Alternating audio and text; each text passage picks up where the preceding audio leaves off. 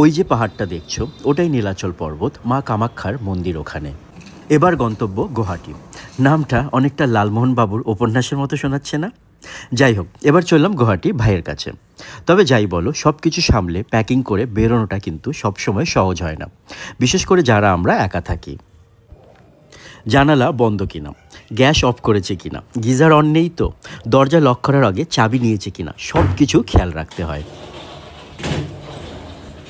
সেদিন জানো তো, আমি গ্যাস অন করেই স্কুল চলে গেছিলাম। এগুলো হলো একা থাকার মাইনাস পয়েন্ট।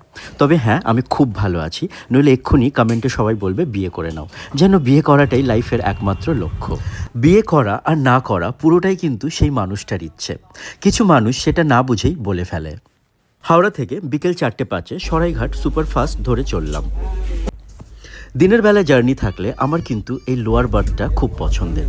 সুন্দর বাইরেটা দেখতে দেখতে সময় কেটে যায়।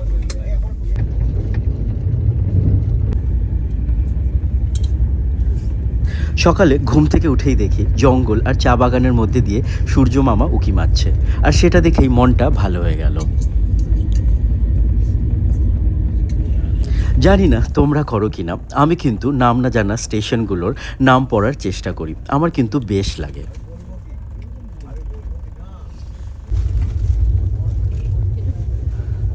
তবে কামাখ্যা স্টেশন ঢোকার আগে একটা বড় লেক দেখতে পেলাম। আমি লেকটার নাম জানি না, আমার আসামের বন্ধুরা যদি এই লেকটার নাম জেনে থাকো আমাকে জানিও, কারণ লেকটা ভীষণ সুন্দর ছিল। কথায় কথায় পৌঁছে গেলাম ভাইয়ের বাড়ি। আচ্ছা, তোমাদের বলা হয়নি, আমার মাও এখানেই আছে। আসলে এই উইকেন্ডটায় আমাদের একটা ফ্যামিলি গেট টুগেদার আছে বলতে পারো। আমার ভাইয়ের ছাদ থেকে নীলাচল পর্বত দেখা যায়। হ্যাঁ, এই সেই নীলাচল পর্বত যেখানে আছে মা কামাখ্যা দেবীর মন্দির। অনেক দিন পর মায়ের হাতের রান্না দিয়ে লাঞ্চ করে বেরিয়ে পড়লাম আমরা একটু ঘুরতে। এই নিয়ে অনেকবার গুয়াহাটি এলাম, আর প্রত্যেকবার খুব নিজের মনে হয় এই শহরটাকে। আসলে আসাম যতটা না সুন্দর, আসামের মানুষেরা তার থেকে অনেক বেশি সুন্দর।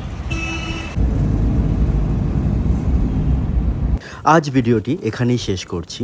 ভিডিওটি তোমাদের কেমন লাগলো জানিও আমাকে কমেন্টে।